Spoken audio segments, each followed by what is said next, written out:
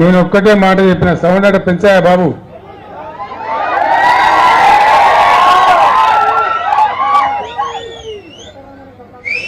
ఒకటే ఒక మాట నేను చెప్పిన ఆ రోజు,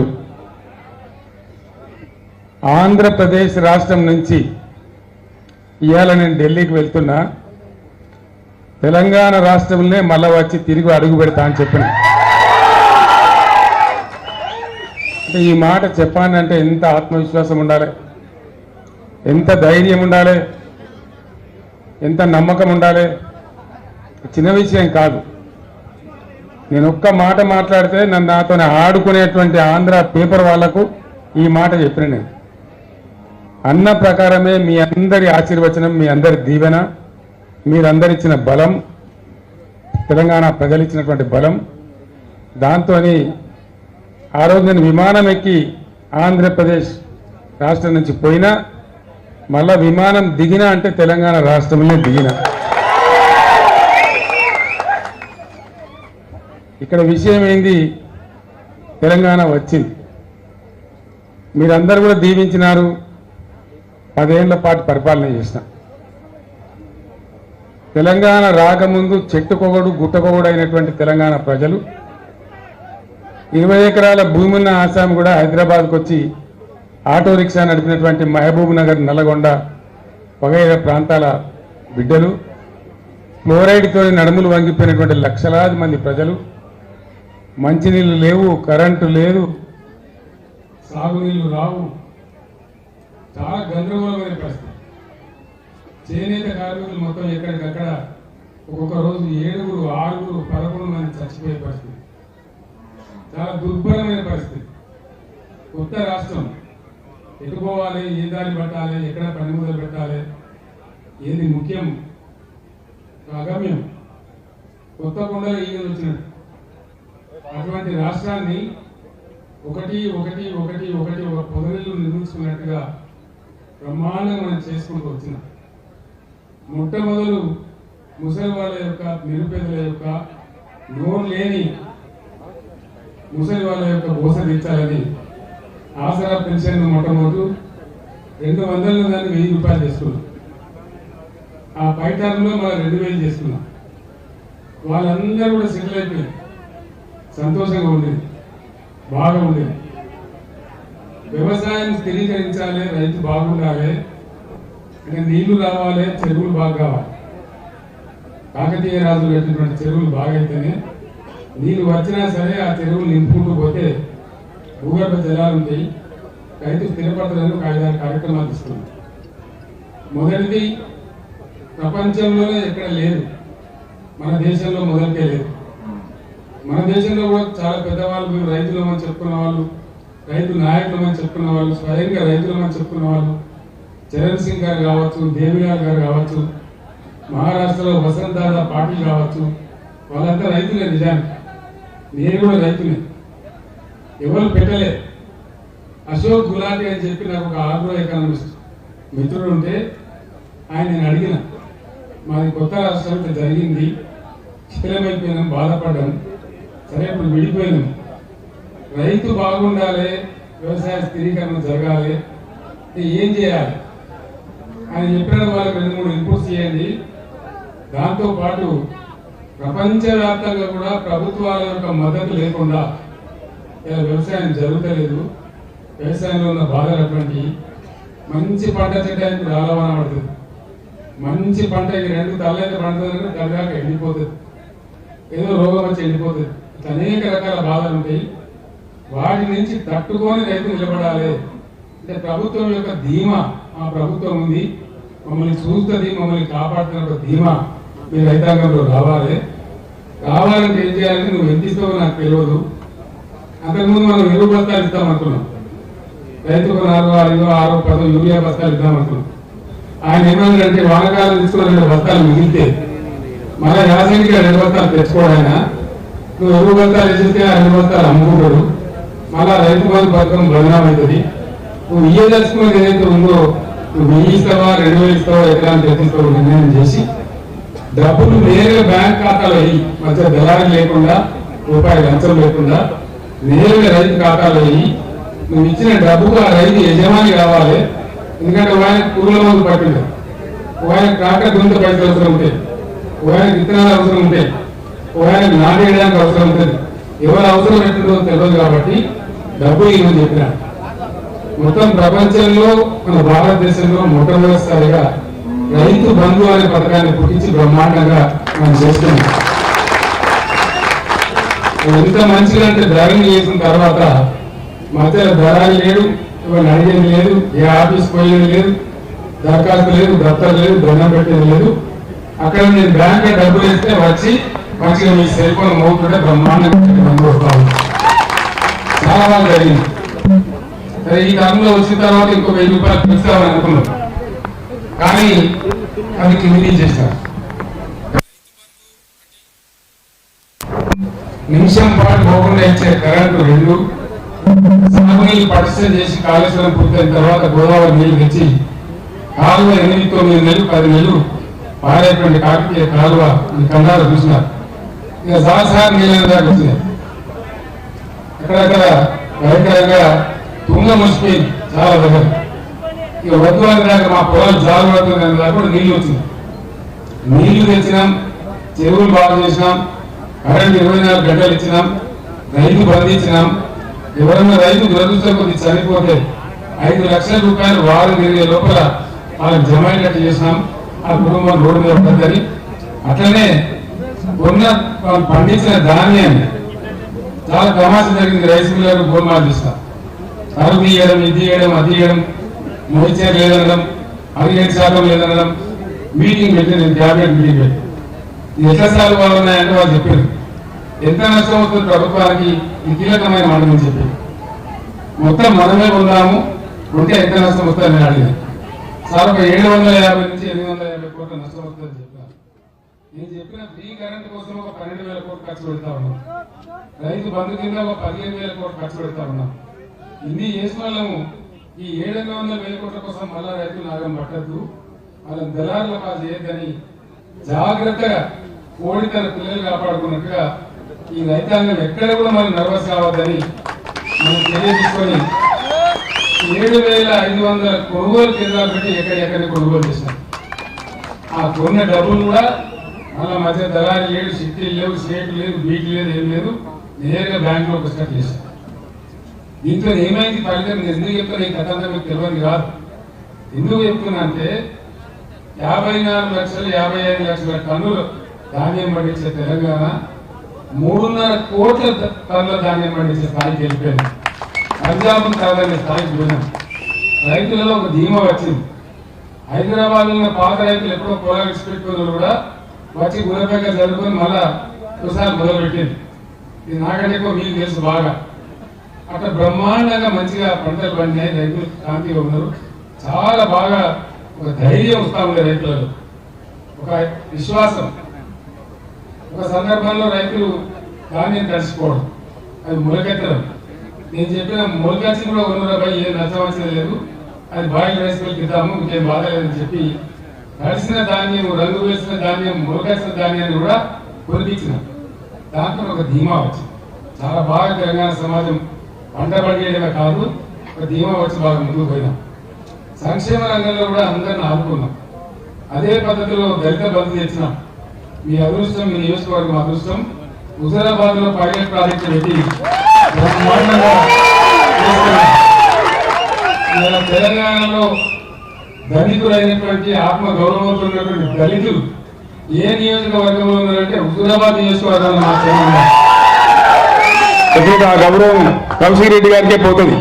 ఆయన అదృష్టవంతుడు. ఆ టైంలో కూర్చున్నాం. ఇలా బిడ్డలు బాగా మంచిగా సంతోషంగా ఉన్నారు. 100కి ఎవడో ఒకరు చెడిపోవచ్చు, కానీ 99% కుటుంబాలు ఆత్మ గౌరవంతో వాళ్ళకి తోచిన పని చేసుకొని బ్రహ్మాండంగా తలెత్తుకొని ఇలా బతికేటువంటి పరిస్థితి వచ్చింది. దాన్ని ఇంకా పొడిగించాలని చెప్పి కూడా మనం ప్రయత్నం చేసినాం. అనుకోకుండా కొన్ని సందర్భాలు వస్తాయి, అదేం గొప్ప విషయం కాదు. పోయిన ఎన్నికల్లో మనం ఓడిపోయినాం. కారణం ఏంటి? సింపుల్ మాట, చాలా సింపుల్ అండి, ఏం లేదు, బ్రహ్మరాశి. మనోళ్ళకి జర అలవాటు కదా, జర మంచిగా కాగానే ఉబ్బుడు, జర్రంతా ఇటమిటం కాగానే సగ్గుడు, ఇదంతా మనకు అలవాటు మన తెలంగాణ. మనం ఇవన్నీ ఏమైపోయింది, నీళ్ళు ఏమైంది, మంచిగా మిషన్ భగీరథ నీళ్ళు వచ్చినాయి, ప్రతి ఇంట్లో నల్ల వచ్చింది, 24 గంటల కరెంట్ వచ్చింది, రైతు బంధు వస్తూనే ఉండే, ఆడిపోతుంది, ఇవన్నీ అయిపోయినాయి. వాడేమో 5,000 ఎక్కిస్తా అంటాడు కదా, 2 అక్కడ 4,000 పెన్షన్ అంటాడు కదా అని ఆయన అత్యాశంగా మంచిగా ఉన్నది కదా అని మనం అనుకుంటే మంచిగా ఉన్నదని చెప్తాం అనుకుంటే వాడు ఇంకరెంట్ ఎక్కువ కట్టే కదా అంటే చేస్తాం.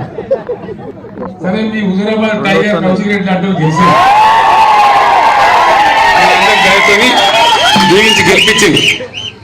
నేను ఇవాళ చెప్తున్నా, కౌశిక్ రెడ్డి మొదలు నా దగ్గరకు వచ్చి పార్టీలో చేరినాను. నేను చెప్పిన, కౌశిక్ రెడ్డి నువ్వు యువకుడు, నా కొడుకంత వయసుంది నీకు, నీలాంటి వాళ్ళు మంత్రులు కావాలి, కేంద్ర మంత్రులు కావాలి, భవిష్యత్తు మంచి భవిష్యత్తు ఉంటుంది. నువ్వు ఇవాళ బై ఎలక్షన్కే ఆరాట పడకని చెప్తే ఆయన ఊకున్నాడు, నా మాట మన్నించి. నేను ఎమ్మెల్సీ చేస్తా అని చెప్పిన, అప్పుడు సీన్లు పెట్టుకుని నువ్వు గెలిచి ఆయన బాగా కొట్లాడిండు. తెలంగాణ ఉద్యమంలో నాతో పాటు ఉండి అనేక సార్లు జైలుకు పోయిండు, కొట్లాడిండు. విద్యార్థి నాయకుడు, ఒక ఉద్యమ నాయకుడిని పెట్టుకుందామని తీసుకొని పెట్టినాం. సరే దురదృష్టం అప్పుడు గెలవలే. నేను చెప్పిన ప్రకారమే కౌశిక్ రెడ్డి గారు నేను ఎమ్మెల్సీ చేసిన, గవర్నమెంట్ విప్ చేసిన, మళ్ళీ మీరు కౌశిక్ రెడ్డిని ఎమ్మెల్యే గెలిపించి నాకు ఇచ్చినారు. ఇవాళ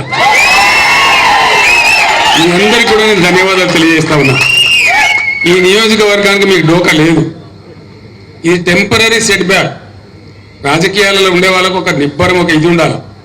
ఏంది, మేము గెలిస్తేనే లెక్క, లేకపోతే లేదు అని ఎప్పుడు అనుకోవద్దు. ప్రజల కోసం పనిచేయాలి, ప్రజల జీవితంలో ఉండాలనుకున్న వాళ్ళు గెలిచినా ఓడినా ప్రజల కోసం పనిచేస్తూనే ఉండాలి. That is politics. ఒకసారి ఓడతాం, ఒకసారి గెలుస్తాం, అది పెద్ద సమస్య కాదు. నేను ఇలా చెప్తా ఉన్నా మీకు, తిరిగి వచ్చిన తర్వాత ఇంకా 5 రోజులు పోవాలి. నేను తెలంగాణ మళ్ళీ ఇప్పుడు మర్రబడ్డది అయిపోయింది, తెలిసిపోయింది కదా. మొదటి దెబ్బనే పడే రైతు బంధు మన ముఖ్యమంత్రి పోయి నేను 9 తారీఖులో కూడా మొత్తం ఎత్తా అంటాడు. ఏది పంటలు కోసి పంటలు వచ్చి జోకుతుండ్రు, దిక్కు నాటేసేటప్పుడు ఇస్తాడా, ఎవడన్నా జోకేటప్పుడు ఇస్తాడా? అంటే ఎంతపాటి పరిపాలన. ఇంకొక మాట, ఇలా పేపర్ చదువుతూ నిజంగా నా కళ్ళలో నీళ్ళు వచ్చినాయి. జాతీయ స్థాయిలో, అంతర్జాతీయ స్థాయిలో చాలా కష్టపడి రాష్ట్రం యొక్క గౌరవాన్ని పెంచినాం. ఐటీ రంగంలో కానీ, పరిశ్రమల రంగంలో కానీ బ్రహ్మాండమైన పెట్టుబడులు వస్తూ ఉండే తెలంగాణ. నరేంద్ర మోడీ కూడా అసూయపడేంత పెట్టుబడులు వస్తూ ఉండే. ఇవాళ చదివితే ఓ 1000 కోట్లు పెట్టుబడి పెట్టే కంపెనీ మద్రాసుకి వెళ్ళిపోయింది, తమిళనాడు రాష్ట్రానికి వెళ్ళిపోయింది. ఇవాళ చూస్తే అల్యూమినియం అండ్ ప్లాస్టిక్ ఇండస్ట్రీకి కరెంటు కోతలు పెడుతున్నది ప్రభుత్వం. రోజుకు 5-6 సార్లు ట్రిప్ అవుతున్నది. వాళ్ళ మధ్యలో ప్రాసెస్లో పని ఆగిపోయి వాళ్ళు పెదవిరుస్తున్నారు. ఇక తెలంగాణ లాభం లేదు, వెళ్ళిపోవాలనుకుంటున్నారు అని చెప్పి వార్త వచ్చింది. నాకు చాలా బాధ కలిగించాలి, దుఃఖం కలిగింది. 4-5 నెలల దుర్మార్గులు ఎంత పని చేసిరి, ఎంత మంచిగా ఉన్న తెలంగాణ ఎట్లా ఆగమైపోయాయి, ఇది ఎట్లా అని చెప్పి చాలా బాధపడ్డాం. ఈ బాధ నివారణ కావాలి. నేను మీ అందరినీ ప్రార్థించేది ఒకటే, 2001లో తెలంగాణ జెండా ఎత్తినాడు హుజూరాబాద్ గడ్డ. ఆనాడు పెద్ద నాయకులు లేకపోయినా బ్రహ్మాండంగా జడ్పీటీసీలు, ఎంపీపీలు గెలిపించిన గడ్డ హుజూరాబాద్ గడ్డ. 2001లోనే దాని ఫలితమే మనకు తెలంగాణ వచ్చింది. బ్రహ్మాండంగా ఉన్నాం. తెలంగాణ ఉద్యమం అయిపోలే, ఇంకా ఉన్నది. తెలంగాణ పునర్నిర్మాణ ప్రక్రియ కూడా ఇంకా ముందుకున్నది. మన బాధ్యత అయిపోలే. అందుకోసం దయచేసి నేను మీ అందరినీ కోరేది ఒకటే, ఒకటే మాట చెప్తా మీకు. నేను ఇంత జల్దీ 4-5 నెలల్లోనే ప్రజల నుంచి ఇంత వ్యతిరేకత కోరుకున్న ఈ ప్రభుత్వం కొసముట్టే ప్రభుత్వం కాదు. రెండవది, 100% నేను మీకు చెప్తా ఉన్నా, మీరు నా మాట మీద విశ్వాసం ఉంచండి. మళ్ళా బ్రహ్మాండంగా ఎప్పుడు అసెంబ్లీ ఎలక్షన్ వచ్చినది, మధ్యలో వచ్చినా కొసకొచ్చినా ఎప్పుడు వచ్చినా ఖచ్చితంగా మళ్ళా మన గవర్నమెంటే వస్తుంది. దాంట్లో ఎవరికి కూడా అనుమానం అవసరం లేదు, 100% వస్తుంది. మనం పనిచేసేది బాకీ ఉన్నది, ఇంకా చాలా మంచి జరగాల్సిన అవసరం ఉన్నది. 365 రోజులు నీళ్లు రావాల్సిన అవసరం ఉన్నది. నాకు 2 విషయాలు మీరు మామూలుగా చిన్న ముచ్చట, 9 ఏళ్ళు బ్రహ్మాండంగా వచ్చిన కరెంటు ఎందుకు వస్తలేదు? నడిచిన తోవే కదా. మీరు కొత్తగా గడపార్లు పెట్టి తవ్వేది లేదు, బాయిలు తవ్వేది లేదు, పుడికలు తీసేది. నడిచినట్టు నడిపితే అయిపోయింది కదా. పత్తలేదు కదా, కోతాడు కదా, కోతలు పడుతున్నాయి కదా. మంచినీళ్ళు ఎందుకు మాయమైన నాకు అర్థం కాదు. మిషన్ భగీరథ మళ్ళా బిందెలు బట్టి మోసుడేంది? ఇంతకన్నా దుర్మార్గం ఉంటుందా? దవాఖానాలు మంచిగా చేసినాం, ఫస్ట్ క్లాస్గా చేసినాం. కేసీఆర్ కిట్ అని వ్యాన్లు పెట్టి బండ్లు పెట్టి అమ్మాయిలను తీసుకెళ్లి ప్రసవం చేయించి మళ్ళీ పైసా ఖర్చు లేకుండా ఇంటికాడ దించినాం. వాళ్ళ చేతుల ఆడపిల్ల పుడితే 13,000 పెట్టి, మగపిల్లవాడు పుడితే 12,000 పెట్టి బ్రహ్మాండంగా ఓ కేసీఆర్ కిట్ ఇచ్చి వాళ్ళని ఆదుకున్నాం. ప్రైవేట్ దోపిడీ బంద్ అయిపోయి గవర్నమెంట్ దవాఖానాల ప్రసవాలు బాగా అయింది. మళ్ళీ ఇప్పుడు తారుమారు అయిపోయింది, కింది మీద అయిపోతా ఉంది. కేసీఆర్ కిట్ లేదు, న్యూట్రిషన్ కిట్ లేదు, ఆ కథ లేదు. 2 వార్తలు వచ్చినాయి ఇవాళ. వరంగల్ ఎంజీఎంలో దుర్భరమైన పరిస్థితుల్లో ఎయిర్ కండిషన్లు పనిచేస్తలేవు, కొత్తగా పుట్టిన చిన్నపిల్లలు ఎండకు అల్లాడుతున్నారని ఆ తల్లులు గోసపడుతున్నారని చెప్పి పేపర్లో వార్త వచ్చింది. అట్లనే ఆదిలాబాద్ జిల్లా రిమ్స్లో కూడా చాలా దారుణంగా ఉన్నది, చచ్చిపోయిన పీనుగులు దుర్వాసన పడుతున్నాయని చెప్పి మార్చి వేయాలంటే డాక్టర్లు భయపడుతున్నారని వార్తలు వచ్చింది. ఇంత మాయలేమే, గింత తొందరలనే, గింత ట్రాక్ ఎట్లా తప్పుతుంది? ఏం కారణం అంటే ఇప్పుడు ఉన్న పరిపాలకులకు ఒక పద్ధతి, పాడు, ఒక వ్యవహారం చేసేటువంటి దక్షత, ప్రజల మీద ప్రేమ, ఎట్లన్నా చేసి రాష్ట్రాన్ని కాపాడాలనేటువంటి వ్యవహారం లేదు కాబట్టి ఈ దుర్మార్గాలను వస్తూ ఉన్నాయి. అంటే దాని అర్థమైంది, వీళ్ళ వల్ల కాదు, వాళ్ళు చెయ్యరు, చెడగొడతారు, మళ్ళీ బాగు చేయాల్సింది కూడా మన బాధ్యతనే ఉంటుంది. మళ్ళా మనం వచ్చేదాకా ధీటుగా పనిచేసి తెలంగాణ రాష్ట్రం కోసం, ప్రజల కోసం ఈ పార్టీని ముందర తీసుకొని పోవాలి. మధ్యలో ఇప్పుడు వచ్చినాయి పార్లమెంట్ ఎలక్షన్. మీరందరు పేపర్లలో చూస్తున్నారు. నరేంద్ర మోడీ నేను మీ గోదావరి తీసుకుపోయి తమిళనాడుకు, కర్ణాటక ఇస్తా బాజాబ్తో చెప్తున్నాడు ఆయన. రాష్ట్ర ప్రభుత్వానికి పంపించండి ప్రపోజల్. కుయ్యి మాటలేడు, కుక్కు మాటలేడు ముఖ్యమంత్రి. ఏం మతలవు, ఏం కారణం? ఉన్న గోదావరి పరాయి పాలైతే మన బతికేం కావాలా? ఈత గోదావరి పోతే గోదావరి కదా మన నీళ్ళు వచ్చేది. అది పోయిన తర్వాత మంచినీళ్ళు ఇవి, తాగునీళ్ళు ఇవి, తెలంగాణ బతికేది. ఇంత ప్రధానమైన విషయం మీద కూడా ఆయన మాట్లాడతలేడు. అదే నేను ఉన్నప్పుడు మోడీ ప్రపోజల్ పెడితే ముందు నా లెక్క తేల్చు, నా తెలంగాణ వాటా తేల్చు, ఆ నీళ్ళడ పెట్టు, అప్పుడు మాత్రమే నేను దీని మీద మాట్లాడతా. కానీ అప్పటిదాకా నువ్వు మాట్లాడితే నువ్వు 1,00,000 మీటింగ్లు పిలిచినా నేను రాను, నువ్వేం పిక్కుంటావు పిక్కు అని చెప్పింది. అప్పుడేం కదలలే, ఆ ఫైల్ ఆగిపోయింది. కానీ ఇప్పుడు ఇది ఒక నిరంతర ప్రభుత్వం ఉందనే ఉద్దేశంతో వాళ్ళు ఇష్టం వచ్చినట్టు ఆడుతున్నారు. పార్లమెంట్ ఎన్నికలలో మనోళ్ళే 14 మందో 12 మందో ఎంపీలు పార్లమెంట్లో ఉంటే ఇటువంటి ప్రతిపాదన వస్తే లేచి ఎగిరి దుంకి అందుకుంటారు గొంతు. నువ్వు ఎట్లా తీసుకుపోతావు బిడ్డ అంటారు. ప్రశ్నించేవాడు ఉంటాడు, తెలంగాణ వాయిస్ ఉంటుంది. ఇక్కడ లేనది అక్కడనే ఉండాలి కదా మనం. అక్కడ లేక ఇక్కడ లేక ఆగమైపోతే ఎవరు కాపాడాలి మనం?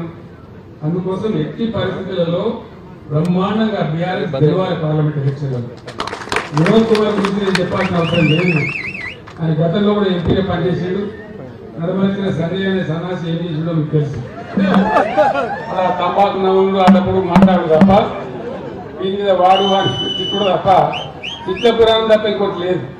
మనకి ఎందుకు ఆ తిట్ల పురాణం ఎందుకు, ఆ పంచాంగం ఎందుకు, ఆ పంచాయతీ ఎందుకు? చదువుకున్నాడు, విద్యావంతుడు, అడ్వకేటు వినోద్ లాంటి వ్యక్తి గెలిస్తే మన హక్కుల కోసం కొట్లాడతాం, మన గోదావరిని కాపాడతాం, మన నిధుల కోసం కొట్లాడతారు. ఇలా నేను హుజూరాబాద్లో ప్రత్యేకంగా నేను రావాల్సిన అక్కడే ఉండేది. కౌశిక్ రెడ్డి తను ఎంత పొడుగున్నాడో అంత భారీగా వేద్దాం అనుకున్నాడు. నేను 50,000 మంత్రం చేస్తా రాత్రి కూడా, సాయంత్రం 5,000 మాకు కూడా ఉపరం ఎక్కున్నదని అదైతే నేను ప్రోగ్రాం ఒప్పుకున్నా. కానీ ఆ బస్సు యాత్ర మీద వస్తున్న జనము ఆ కథ చూసి ఇద్దరు బదులుకొని ఆయన నా మీద ఒక ప్లేట్ ఇచ్చి 48 గంటలు నిషేధం అన్నారు. నేను మంచి మాట అబ్బాయి, కాంతి దేవుడు ఉన్నాడు అంతే కదా. పొట్టునెత్తి పొడుగోడు కంటే పొడుగోడు ఎత్తి పోషణ కొట్టింది. ప్రజలు ఉంటారు, న్యాయం చెప్తారేం బాధ లేదు అని సపరేట్గా 48 గంటలు మూసుకున్నాను. దానిలో హుజూరాబాద్ ఎగిరిపోయింది. దానికి నేను నా మీద బాగా సాగిస్తాడు. నువ్వు ఆందాక పోయిన ఎత్తపోతావు, పోతే పోయినావు కానీ ఏ తిప్పాలని పడి మంచిర్యాల ఎక్కడికి ఏ రాత్రి కానీ ఇడికే రా, ఈయనే ఉండాలి, నేను ఈ సంగతి అయితే చూసి పంపిస్తాను. మిమ్మల్ని అందరినీ జమ చేసి దాని ఉద్దేశం ఏంది? గుట్టకొచ్చిన కోస పెట్టబెట్టకపోతుందా? నేను ఒక 200 మందిని బొట్టు పెట్టించింది రాత్రి పడుకోవడానికి గంట పట్టింది నాకు. వాళ్ళ తప్పు కాదు కదా పక్కలు మంగళారతి పట్టుకొని నూనె ఆ నూనె కుంకుమ పెడతారు అడగానంటే ఒకసారి పోదు ఇక బాధ నేను పడే బాధ మీకు తెలియదు కథలు ఉంటుంది అదే అయింది ఫోటోలు దిగాలన్నాడు ఒక దమ్ము నూకుడు నొక్కి నేను 3 మాట పడగొని నిలబడ్డాను అంతే కదా అయితే నేను ఒక మాట చెప్తున్నా ఆయన తప్పు లేదు నేను మీకు ప్రామిస్ చేస్తా ఉన్నా ఒక రోజు 24 గంటలు ఈయనే ఉండేటట్టు ఇక్కడనే ఉండేటట్టు నేను హైదరాబాద్కి వస్తాను 1000 కాదు 4000 ఫోటోలు అంటే దిగుదాం దయచేసి ఇప్పుడు మాత్రం నన్ను ఆపదు పంపించాలి ఎందుకంటే జగిత్యాలు పట్టుకుని తంటారు నన్ను నువ్వు ఆడాడ సాడ దింట్లాడుతున్నావు కానీ మరి జగిత్యాల టైం రాకపోతే ఎట్లా అని వాళ్ళు పెద్ద మీటింగ్ సమయం ఉన్నారు కాబట్టి అది పోవాలి నేను చేరాలి అందుకోసం హుజూరాబాద్లో మీ అందరితో నేను ప్రార్థించేది ఒకటే ఇలా హుజూరాబాద్ నియోజకవర్గం మొత్తం కరీంనగర్ పార్లమెంటులో 10.5% మెజార్టీ అంటే ఎక్కువ మెజార్టీతో అందరికన్నా ముందున్నది మీరు పట్టుబడితే ఇంకొక 5-6% ఓట్లు ఈజీగా పెంచగలుగుతారు మీరు ముఖ్య నాయకులే ఉన్నారు ఇక్కడ నేను చెప్పిన మాటలు ప్రజల్లో చర్చ పెట్టి ఇంకొక 5-6% ఓట్లు పెంచండి 100% గెలిచినాక మీ ఎంపీని తీసుకొని నేను వచ్చి ఒక రోజంతా ఇన్నే ఉంటాను అందరం కలిసి ఆనంద పండుగ చేసుకుందాం ఆ రకంగా ముందుకు పోదాం జై తెలంగాణ నారు గుర్తుకే జై తెలంగాణ నారు గుర్తుకే ధన్యవాదాలు